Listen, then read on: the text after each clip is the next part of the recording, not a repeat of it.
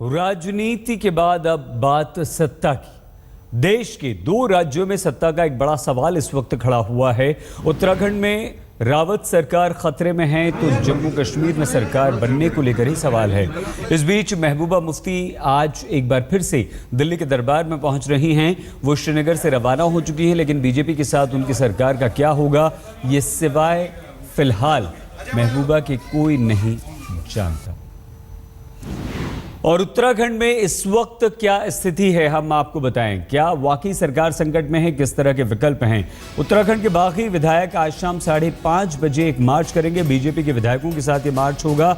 विजय चौक से ये मार्च निकाला जाएगा और उसके बाद ये तय होगा कि क्या ये वाकई सब साथ में हैं और किस तरह से इसे देखना होगा, क्योंकि उत्तराखंड की जो स्थिति है उसमें जो विकल्प हैं वो विकल्प क्या होंगे। कांग्रेस के बाकी विधायकों को किस तरह से अलग से सदस्यता दी जा सकती है, उन्हें मान्यता मिल सकती है।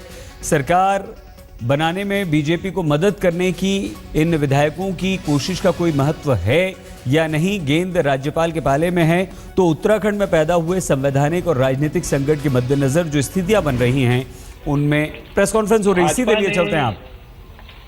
अभी बहुत ताजा तरीन तरीके से मुझ पर 3 इल्जाम लगाए हैं। ऑनर दें, लेकिन अब उधर की तरफ से कॉन्फिडेंस ब्रेक। हाँ तो फिर अब क्या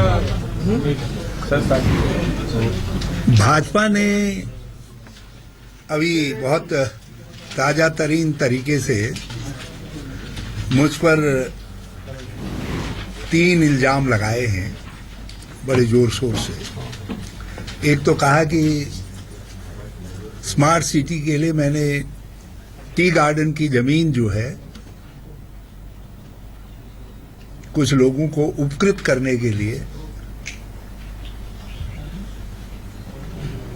लेने का फैसला किया और मैं उधर स्मार्ट सिटी के लिए के बहाने मैं कुछ अपना स्वार्थ सिद्ध कर रहा था। दूसरा, उन्होंने मुझसे उनके बगल भी उनके कुछ आजकल नए नेता निकल आए हैं। उनमें से कुछ नए नेताओं ने कहा कि साहब खनन माफिया, खनन की लूट हो गई। और तीसरा, नैनीसार में जो है कहा कि पूंजीपतियों को जमीन दी गई है। मैं इन तीनों बिंदुओं पर बड़ी नम्रता से कहना चाहता हूं कि एक भद्र व्यक्ति मेरे पास एक पत्र लेकर के आए थे जो मैंने आप पर बंटवा दिया है। उन्होंने कहा कि उन्होंने अपने पत्र में भूमिका के बाद ये 19/12/2014 का पत्र है। उन्होंने कहा कि साथ ही आप यह भी विदित हैं कि केंद्र सरकार ने केंद्रीय बजट में 10 जुलाई 2014 को यह घोषणा की थी कि देश के 100 शहरों को स्मार्ट सिटी बनाया जाएगा, जिसके लिए बजट में 1760 करोड़ रुपए का प्रावधान रखा गया है। उसी विषय के चलते मुझे यह ज्ञात हुआ है कि केंद्र सरकार द्वारा प्राथमिकता के आधार पर उन शहरों का चयन किया जा रहा है जिसको स्मार्ट सिटी का दर्जा दिया जाना है।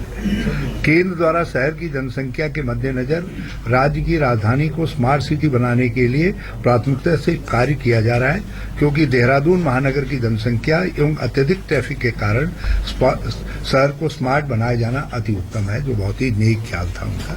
मान्यवर, हम सभी आपसे विनम्र निवेदन करते हैं कि देहरादून को स्मार्ट सिटी के अंतर्गत लाते हुए शिमला बाईपास अथवा शहर के अन्यत्र बाहरी क्षेत्र में नए देहरादून का निर्माण करवाने हेतु अपने स्तर से कार्रवाई करने का काम करें। ये पत्र बिल्कुल साफ करता है कि हमारा जो कदम था उस कदम को प्रॉम्प्ट करने में किन लोगों का। तुर्की की राजधानी अंकारा में एक जबरदस्त धमाका हुआ है। इस धमाके में 34 लोग मारे गए हैं, 125 से ज्यादा घायल हैं। धमाका इतना जोरदार था कि उसकी आवाज पूरे शहर में सुनाई पैसे वाले बाबू मेरा बजट बना दो, पैसे वाले बाबू मेरा बजट बना दो, बजट बना दो, बजट बना दो। पैसे वाले मेरा बजट तू